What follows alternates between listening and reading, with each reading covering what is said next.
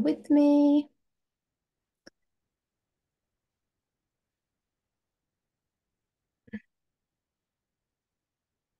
Brill. Can everybody see that? Yeah, great. So welcome to today's Meet the Funder session, where you'll learn more about the Food Solutions grants that are currently available. Just to let you know, it'll be myself and Julie delivering the session. So as you know, Julie's community development worker based in Rochdale, and myself, and my role as a grants and membership administrator. So just to give you a brief overview of the Rochdale Communities Fund. So the Rochdale Communities Fund is a mutual fund to invest in and strengthen Rochdale Borough's voluntary sector. It funds groups and projects which directly benefit local people and communities, delivered by voluntary sector organisations with roots already in the borough. So thanks to funding from Rochdale Borough Council Public Health Team via the Household Support Fund, Action Together is offering investment to help local groups provide emergency and immediate food offers for those most in need with cost of living essentials.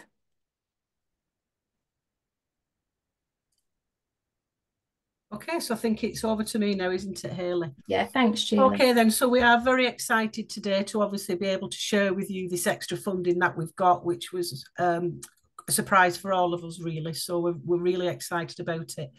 So the main aim of this particular fund is mainly to continue to develop sustainable and community-focused solutions to food security in the borough of Rochdale. It's not really to set up anything new. So if anybody's on the call today thinking they'll be able to develop a brand new project, it's not really for that, because we've not really got time to get the food through the system and spent before we have to do for purpose of monitoring. So it's obviously about addressing the short-term food insecurity and access to crisis food.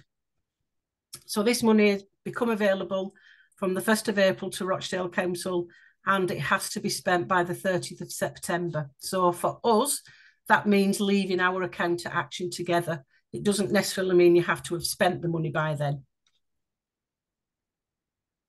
So how much funding is available this time? So this time it's a little bit less than last time, but we've got £90,000 of funding. So it's a good chunk, and it's for grants of up to £5,000. So that's approximately, well, it's not approximately, it's exactly, if everybody applies for £5,000, that'll be 18 grants. You don't have to apply for the full 5,000, but it's up to 5,000. So as we say, apply for what you need, not what we have.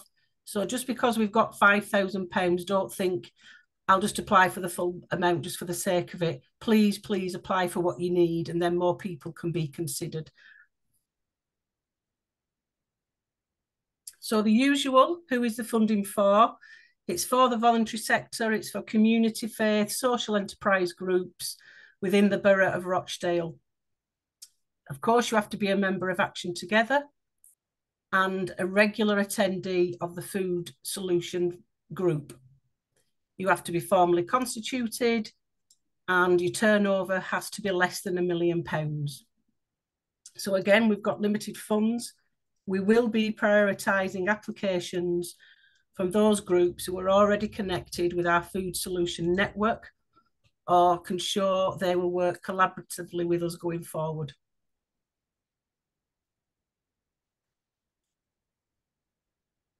So as not to complicate matters, we are going to keep the 6 funding priorities from last time. And this is the order that we are going to be prioritising food, if you can all remember the food ladder. So the first priority will be emergency food. So anybody who's organising projects around emergency food, they will get the first priority in terms of the grants, followed by food pantries. So those membership food clubs that are available, established food pantries. Again, it's not about setting up new food pantries, it's about supporting those pantries that are already out there.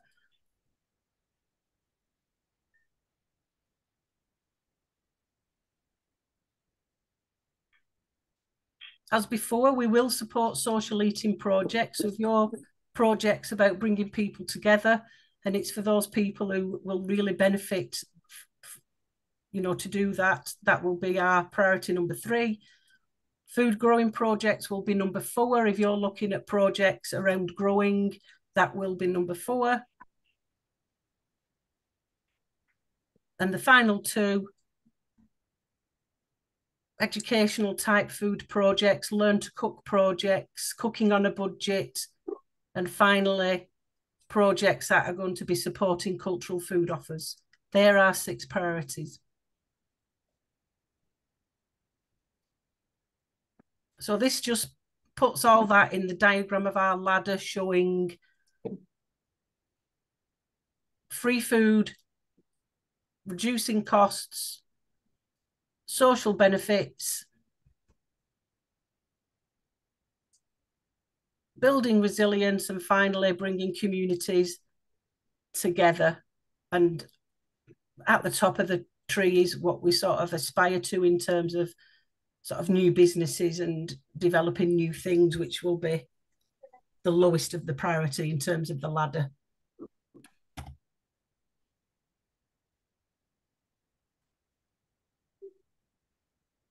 Okay, then, so what can we spend our money on? We can spend our money on equipment, but ideally not new equipment to develop new things as part of your project. So if you're already doing frozen food and your freezer's broke down, maybe that's something that you could apply for. Project costs is on there, and your running costs, please include those. We will fund those. The main priority, obviously, is the actual purchase of food, and staff time and any staff and volunteer expenses. We will spend money on that. And again, there's some additional information on that slide then about including your management costs in terms of your funding application. So I'll just say a few things about monitoring. As ever, monitoring is really important for our projects.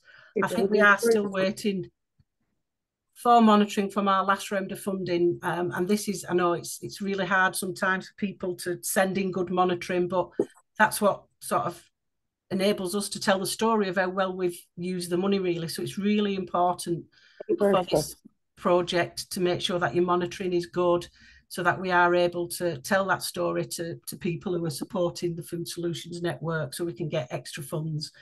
So how many people have benefited, all photographs and feedback sheets, any information that you can give us is really helpful. So there is going to be some additional monitoring for this. So because it's extra money that's come as part of the Household Support Fund, we're going to be asking for some additional monitoring on this occasion. So it's all about how many households with children, how many households with pensioners, how many households with a disabled person. They are the main people that we are looking to benefit with this particular fund. I know it's really hard and you're not going to get a complete picture of who is benefiting, but we need to be as accurate as possible. And as such, we've actually added in some additional information into the application form around this. So they're going to be, again, a part of the priority in terms of who's getting the funding, that it's going to be for supporting those areas. Thanks, Julie. So I'm just going to take you through the application form just really quickly, as I know many people probably have seen our application form before, but as Julie's just mentioned, there are some additional questions from the last time the fund was launched. So just bear with me. I'm going to stop sharing this screen and open another one, so you will have to be patient for a second. Let's see. See if this works. Can everybody see that? Can you see that, Julie? Yeah. Brilliant. So as I've just said, the form is very similar to the ones that people will have filled in before. Obviously, section 1 is all about your organisation. So your name, address, contacts, main contact and a second contact is really important. So please make sure you complete that. Just bear with me. The second part, so where you're based, who you're working with, whether you're working with people borough-wide or Pennines, Middleton, and so on. Other questions around your eligibility. Do you have a governing document? And there's a question there that asks about your turnover, just to check it's at less than 1 million. And then section 2 is all about your project. So which priorities your project addresses. It might be more than one, that's fine. Your name of your project, what your idea is, what your project is, how you've developed your project idea, what you plan to do with the money. So please tell us and be really clear about how you'll deliver the project. For example, where, when, who will be involved, that sort of thing. And then as we move down, it's really important as well, as Julie said before, this fund is to fund projects that are already established and running. So it's please, provide detail in here around what food support you already provide in the Rochdale Borough. And again, really important about how you collaborate with other organisations, if you're part of the Food Solutions Network. There's a question that refers back to the reducing disparities ladder, which Julie's been through on the other slide.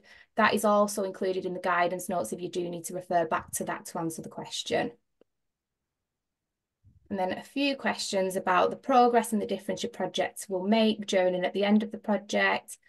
Who will benefit from the project? And obviously following on from Julie mentioning about the additional monitoring that we'll have to report back.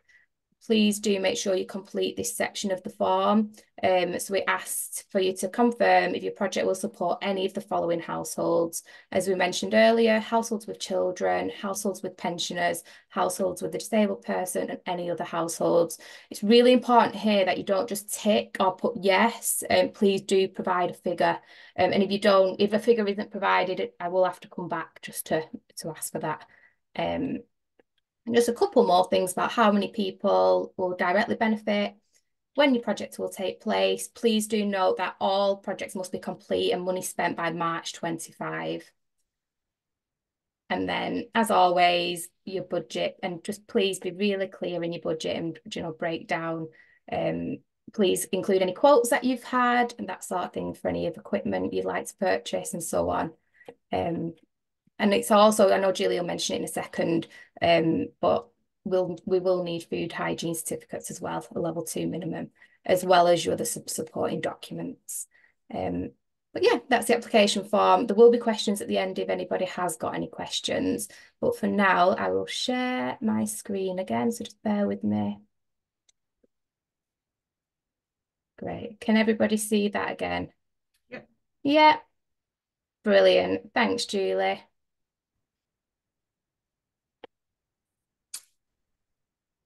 Okay, so we've got it in a different view, Hayley, but not that it matters because I don't think we've got any formal notes, but... Oh, just bear with me. Oh, it's gone, sorry. No, there isn't any formal notes. I should have just left it on, shouldn't I? Be there in a second. Well, can you see that, Julie? Yeah, I can see that now. So, okay, so with any grant we give out, there are sometimes some conditions attached. So on this particular occasion, because it's really important for us to really get an understanding of how this money's been used, we are going to be planning in August this year a learning event so that we can really learn from everybody who's been involved with sort of emergency food offers, to come together to be able to look at that. So that'll be a special event planned in August. We don't have a date yet and we don't have a time, but we will let you know as soon as possible. We do want to encourage people to continue to attend the Food Solutions Network so that we've got a real good understanding across the borough of what's going on around food solutions. So continuing your attendance at that network is really important. And as before, because it's food, due diligence is quite important. So we will be asking for the usual food safety standard certificates, level 2 food hygiene certificates, and any sort of environmental health registered schemes. I think if I'm right, Hayley, if you've already supplied them from last time and they're still within date, we won't be asking you to keep sending us the same information. So we will cross-check with Hayley and you'll be told what information you'll need to provide. Yeah, that's correct, Julie. The only thing that we might need to be sent through again, supporting documents wise, is an up-to-date bank statement within the last 3 months. But anything else, as long as it's in date, we can accept those that we've already got on file.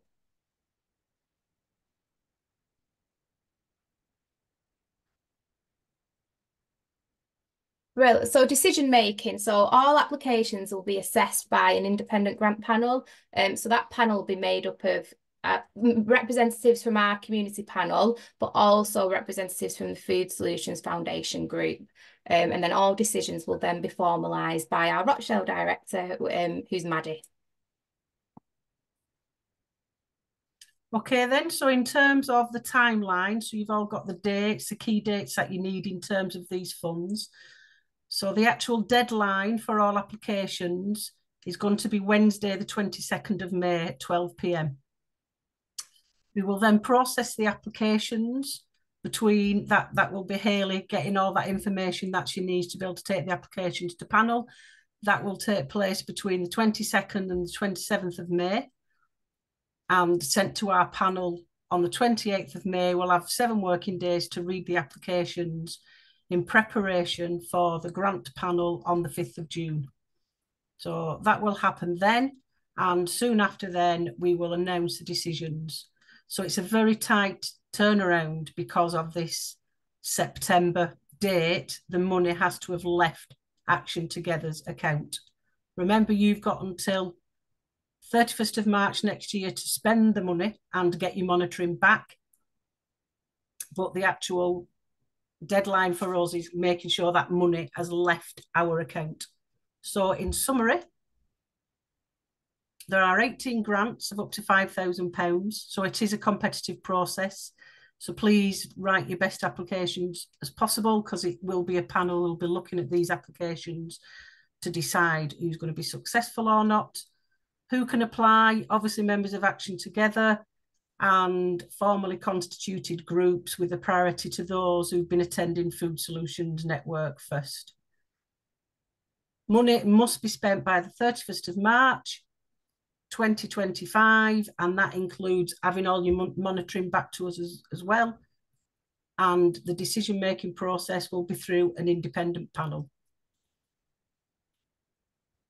Deadline for applications, 22nd of May, 12 p.m.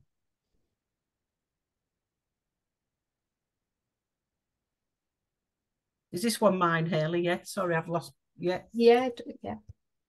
Okay, then I know you are all really good now at writing application forms, but just the top tips as usual. Please, please, please read the guidance notes, answer all the questions, make sure you've got a clear budget, and if you're not sure, please ask.